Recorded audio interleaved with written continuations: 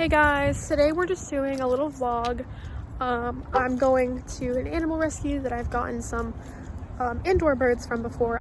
Hey guys, so we ended up getting a brown Chinese gander and a brown Chinese female. Fingers crossed. It looks like a female.